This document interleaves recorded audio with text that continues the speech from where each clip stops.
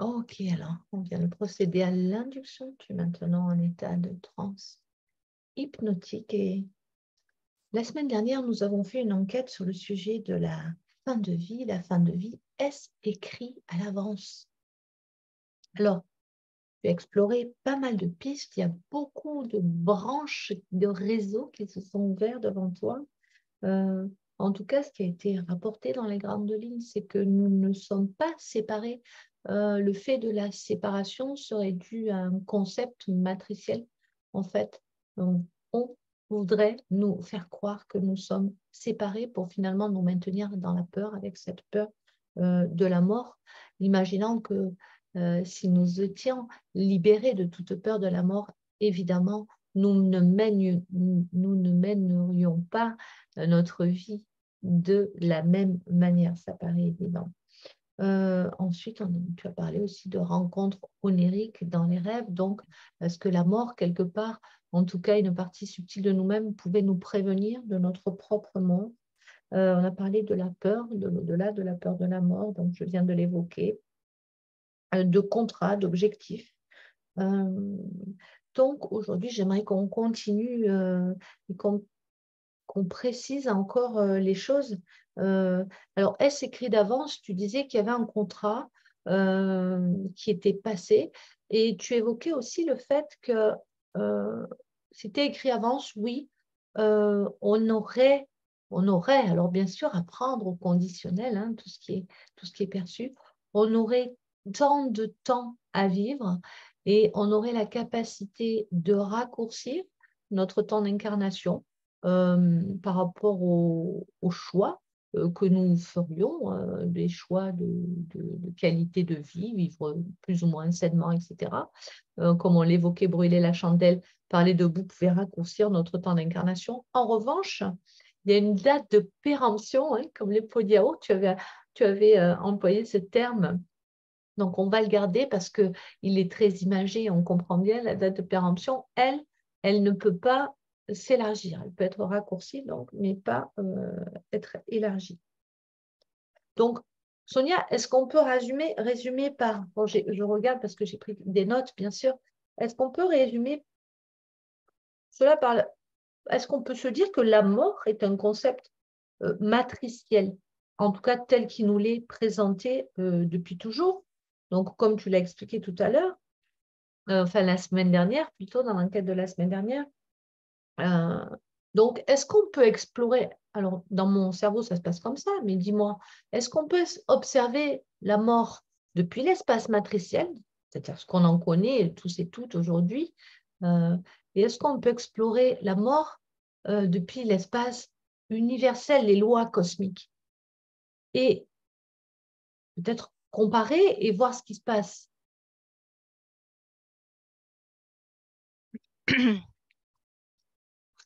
Euh, Déjà, ce que j'ai comme image depuis qu'on parle, c'est ce sablier qui détermine un temps et qui là est rattaché à cette matrice artificielle. C'est comme, mais tu vois, on me le montre comme le sablier qui est dans la boîte de jeu. Donc, pour parcourir le jeu, la vie, tu as un temps donné. Et quand on sort de cette matrice, le mot mort n'a déjà même plus de sens. Il n'y a pas de mort, comme il n'y a pas de séparation. C'est juste ce que je perçois, c'est tu passes d'une pièce à l'autre, comme dans une maison, tu passes d'une pièce à l'autre, mais en passant par la porte, mais tu es toujours le même, ta conscience est toujours là. Alors je vois, c'est comme tu passes dans une autre pièce et là, ta forme se modifie, mais c'était toujours toi. Comme quand tu laisses tu viens de l'extérieur, tu rentres dans ta maison, tu laisses ton manteau, porte-manteau. C'est toujours toi. C'est très imagé, mais ça me montre que c'est toujours la même énergie, mais qui passe d'un endroit à l'autre. J'aime beaucoup l'image, elle est très parlante. Tu rentres chez toi, tu enlèves ton manteau. Donc, il pourrait être, donc, du coup, rapproché du corps physique. Voilà, on enlève son manteau. Mais Oui, oui, c'est toujours nous, effectivement, sauf qu'on n'a plus notre manteau, quoi. c'est ça. Et que tu changes d'espace, Ah oui. simplement. Tu changes le décor. Mais c'est toujours toi et tu continues à vaquer à des occupations. Ça me montre comme si tu avais toujours des désirs, des attentes, des préoccupations. C'est comme une vie qui continue.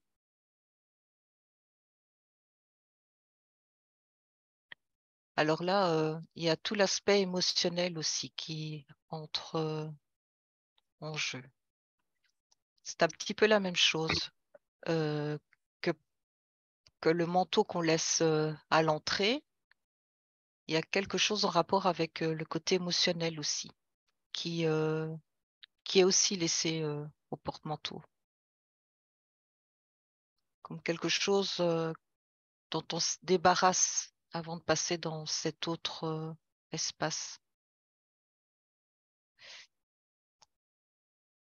J'ai l'impression que c'est comme si on part, on arrive dans d'autres espaces et il y a comme un aspect plus neutre, niveau émotionnel, en tout cas différent. C'est la perception qui est différente. Mais c'est ça en fait, c'est ce passage te dépouille. Est-ce que ça veut dire que on laisse notre corps physique, mais on laisserait aussi notre, ce qu'on appelle l'ego, finalement? Tout le côté mental, cérébral? On laisse des choses. C'est pas précis, mais en tout cas, on se dépouille de. Oui, c'est en rapport avec la personnalité. Il y a des choses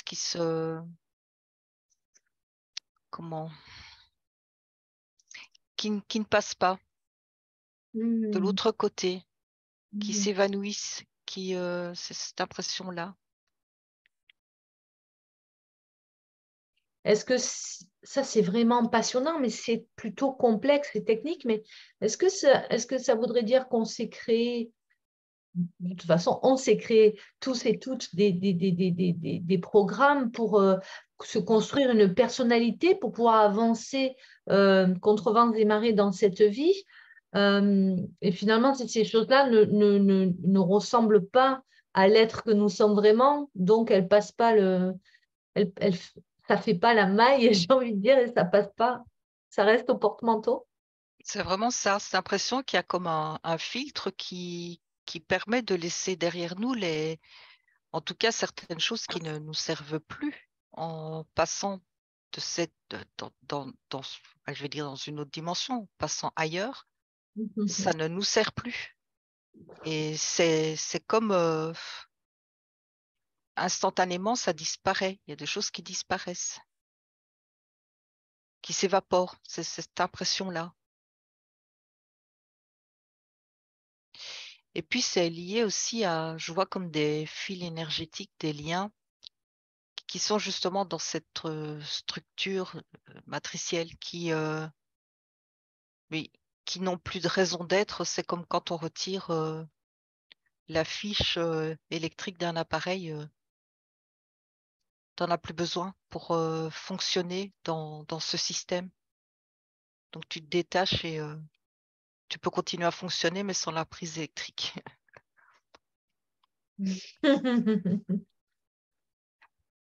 C'est là que tu te rends compte que tu n'en as pas besoin, que tu continues à vivre, mais sans tous ces liens. Maintenant, ça me montre de toute façon que oui, c'est pas une règle générale, hein, c'est justement le fait d'être attaché à ces liens et de penser être vraiment l'élément de cette structure matricielle. Eh bien, toujours dans l'image de la porte qu'on doit passer, là, je vois, c'est comme s'il y avait un film plastique qui t'empêche de passer, qui te retient encore dans cet espace où il n'y a plus lieu d'être. Tu n'as plus de raison d'être dans cet espace, mais tu n'arrives pas à réellement passer de l'autre côté. Tu le C'est dans, perçois. c'est dans quel cas ça, pardon?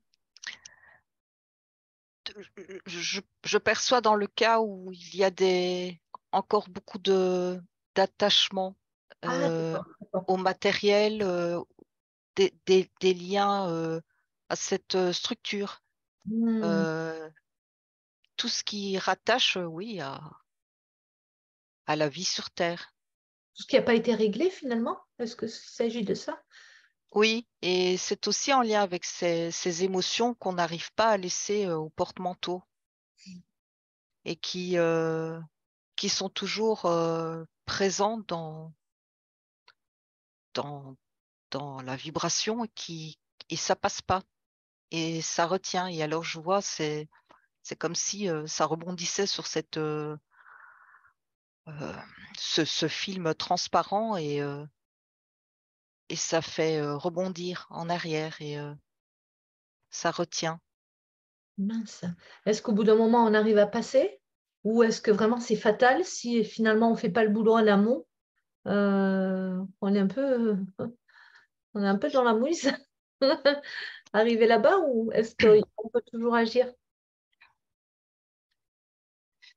Mais c'est comme si à ce moment-là, il y avait à se délester aussi pour à, à abandonner, j'entends même à pardonner, à passer au-dessus de tout ce qui est là, je sens ça un peu comme une mélasse émotionnelle. Et à un moment, c'est comme s'il fallait accepter ce détachement, laisser, laisser derrière, Pour pouvoir traverser. pour pouvoir traverser cet espace et passer dans une autre pièce. Donc, pour bien comprendre, on est d'accord que si on ne l'a pas fait, ou pas suffisamment, ou peu importe, si on ne l'a pas fait de notre vivant, on aura encore l'opportunité de le faire pour pouvoir avancer, entre guillemets, de l'autre côté. Est-ce que c'est ça? Oui, mais j'ai encore une autre image. Euh, oui, effectivement, il y a cette possibilité, toujours de... Rien n'est fermé. Ce que j'entends, tout est possible. Mais je vois aussi comme des âmes qui sont engluées. Tu vois les attrape-mouches là qui collent, Oui. qui sont comme collées et comme collées sur une vie. Une partie, comment dire, c'est comme une partie de leur essence qui est encore collée sur cet attrape-mouche là qui les maintient encore, qui maintient encore un lien avec cette vie et pourtant je les vois passer. Et là, c'est comme s'ils se fragmentaient. Ça laisse comme une trace dans une vie. Ah ben justement, est-ce que c'est ce que nous, en tant qu'incarnés, on peut percevoir comme étant des fantômes, ce qu'on appelle les fantômes? Est-ce que c'est cela que l'on voit, ces âmes engluées ou pas? Euh, c'est pas vraiment ça que j'ai comme information. Ça semble beaucoup plus complexe. Tout à l'heure, quand je voyais des âmes qui avaient du mal à passer ce film transparent, là, c'est ce que je ressentais comme encore la présence, le fantôme, comme on D'accord. l'appelle. Mhm. Tandis qu'ici, ce système qui colle comme l'attrape-mouche, Oui. c'est comme si on laissait, il y avait une partie qui restait collée, un lien, en fait, quelque chose qui n'est absolument pas réglé, résolu, et qui reste. Et c'est ce qui me fait penser au fait que quand on, comme quand on explore en séance, qu'on voit qu'il y a encore un lien qui n'a pas été coupé d'une autre vie, euh, Mémoire alors, une une empreinte. mémoire, une empreinte, quelque chose comme un lien ou ça peut être comme un pacte, un vœu, tu vois, quelque chose qui te maintient encore, qui maintient encore un lien dans cette vie et qui peut te ralentir sur d'autres plans. C'est ça, c'est cette partie qui reste collée. Hmm.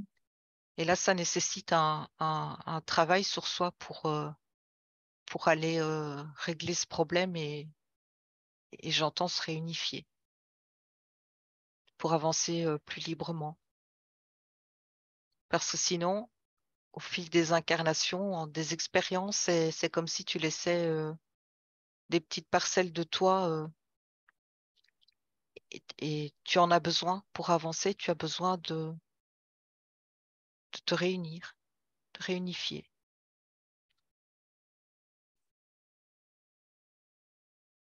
Ok. Alors, j'aimerais qu'on revienne à la question de contrat. Tu as parlé la semaine dernière d'un contrat. Qu'est-ce que c'est ce contrat qui est passé? Est-ce que c'est un contrat avec soi-même avant de s'incarner? On a décidé que... Comment ça se passe, par exemple? J'ai décidé que j'allais vivre 50 ans. Euh, comment?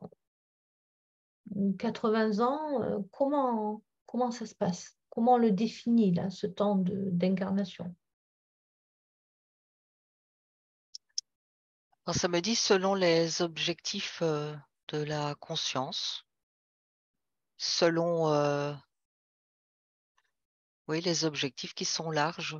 Euh, Là, ça me montre une personne qui a dans son contrat d'âme qui veut vivre juste une partie de sa vie, la jeunesse, et partir, tu vois, dans cette période de vie parce qu'elle a des choses à apprendre. Ça va plus loin. Ça montre que c'est un contrat, mais qui n'est pas individuel. C'est un contrat aussi par rapport à d'autres âmes. Parce que là, je vois en l'occurrence l'enfant part avant les parents. Les parents doivent eux-mêmes traverser cette épreuve pour comprendre des choses aussi pour eux-mêmes. Tout à Donc fait. c'est Oui, j'avais noté ce questionnement d'ailleurs. Quel est l'impact à partir du moment où on fait ce choix? Quel est l'impact sur les personnes qui sont incarnées autour de nous?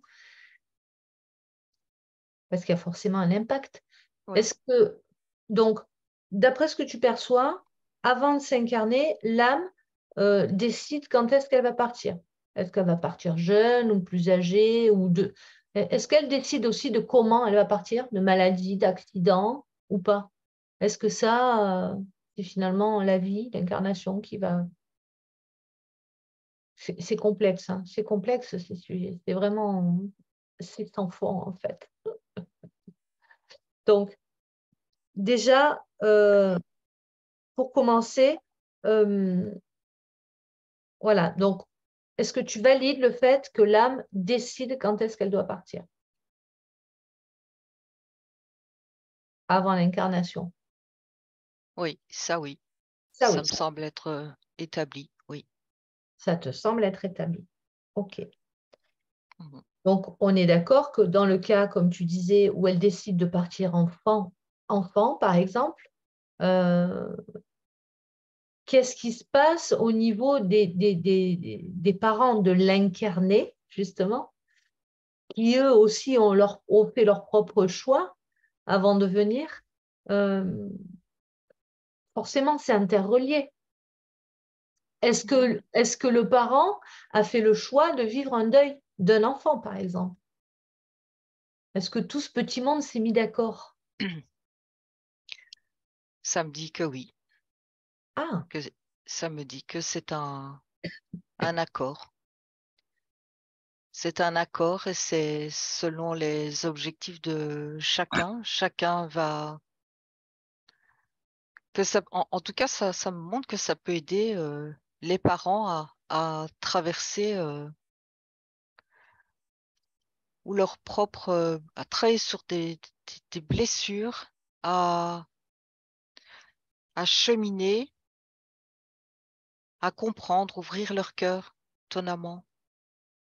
On pourrait croire que ça peut fermer le cœur et là, au contraire, ça me montre l'inverse. ça dépend sûrement des cas aussi. Oui, Il y en a pour le cœur. il y a trop de cas de figure. Ouais, c'est pour ça que c'est compliqué. Oui. Oui, il Et ça- faudrait presque voir un seul exemple et voir D'accord. dans ce cas présent, mais Ouais. de toute façon, oui. Mais en même temps, c'est pas intéressant de voir un cas parce qu'on Mhm. on pourrait avoir une idée générale en fait. Est-ce que dans le cas d'un suicide, on en a parlé la semaine dernière, mais pas à ce propos, je pense. Est-ce que dans le cas d'un suicide, est-ce que ça a été aussi décidé en amont ou est-ce que c'est un accident d'incarnation? C'est-à-dire, est-ce que l'esprit incarné dans ce corps n'a pas réussi à s'adapter finalement? Est-ce que c'est plutôt ça? Un refus d'incarnation en retardement finalement? Ou est-ce que ça a été décidé en amont aussi? Ça, là, ça me montre, en cas de suicide, c'est comme un contrat, mais je vois que la personne déchire le contrat en deux. Elle l'annule. Mais ce n'est pas ce que je perçois, le suicide n'est pas décidé. Hmm, C'est comme, ça me dit, c'est comme un accident de la route. hmm.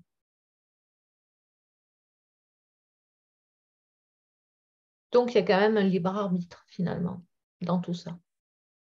Oui, parce que tu disais qu'on avait le choix de raccourcir sa vie en décidant d'user prématurément le corps physique, par exemple. Oui, c'est ça. Et ça me remonte toujours ce sablier là. Il est toujours dans le fond. Où, voilà, tu as le temps, mais tu peux faire couler plus vite aussi ces petits grains. C'est particulier hein, parce que ça me montre vraiment comme si le temps il est élastique. Et ça me ramène à une autre notion où l'âme qui a l'impression d'avoir expérimenté beaucoup plus vite ce qu'elle s'était fixé comme objectif et que elle précipite son départ.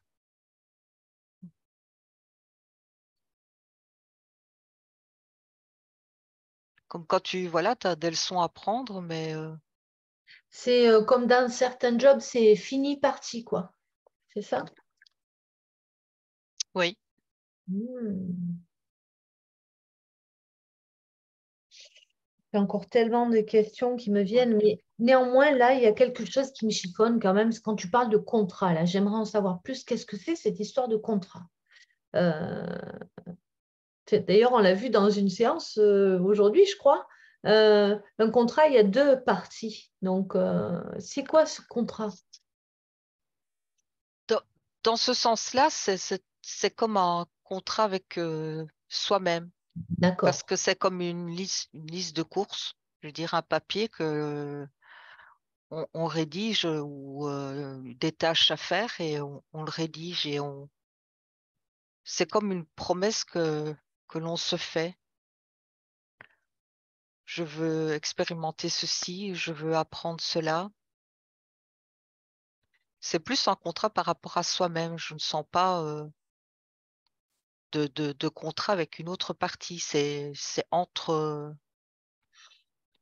C'est avec soi-même, ça me répète ça avec soi-même, un contrat avec soi-même, comme une promesse que l'on fait, D'accord.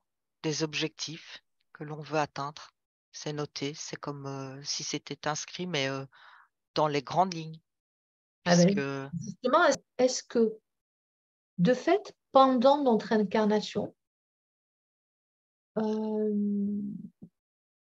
durant notre cheminement spirituel, il y aurait un intérêt, une possibilité à venir transcender la physicalité et aller justement pouvoir jouer sur cette charnière, jouer sur ce contrat qui a été passé avec nous-mêmes, avoir la possibilité d'ajuster finalement la ligne de temps en disant, OK, finalement, là, je fais un point, j'en suis là, mais mon objectif n'est pas tout à fait atteint. Je me rajoute du temps dans le sablier, quelque chose comme ça. Est-ce que ça, c'est possible? oui, ça me parle ce que tu dis. Ce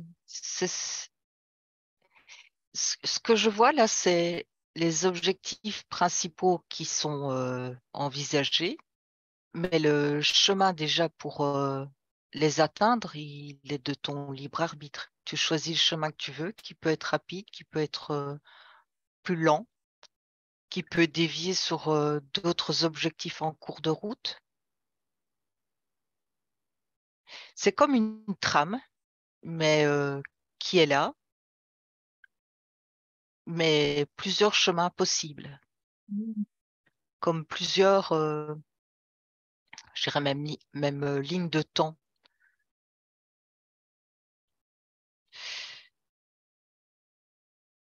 Alors, attends, pour être sûr de bien comprendre. Donc, on avait vu en amont que la date de péremption ne pouvait pas être dépassée. Mais dans ce cas-là, elle pourrait l'être. Elle ne peut pas être dépassée sur une même ligne de temps, mais si on change la ligne de temps, à ce moment-là, ça pourrait. Quelque chose comme ça ou pas? Non, parce que ça me remonte toujours ce sablier. Quand il arrive au bout, Ah, donc, dernier grain tombe. Non, ah, c'est d'accord. le chemin qui est différent, mais dans un temps imparti, tu peux aller très vite apprendre tes leçons et bifurquer sur autre chose. Tu peux, D'accord. Mais on peut pas jamais, jamais, jamais déplacer ce sablier. de ce que je perçois, non. Il est là, il est fixe, il est posé. Reste à savoir si on doit s'en réjouir ou pas. Bah, merci, merci beaucoup, Sonia. On va s'arrêter là pour aujourd'hui et je pense que peut-être pas la semaine prochaine, mais une autre fois, on aura encore à revenir sur ce sujet qui est extrêmement complexe et qui nous amène toujours sur des pistes de nouvelles portes qui s'ouvrent et plus on explore et plus il y a à explorer. Finalement, il y a beaucoup à faire à l'intérieur de ce temps imparti. Merci beaucoup, Sonia. Merci.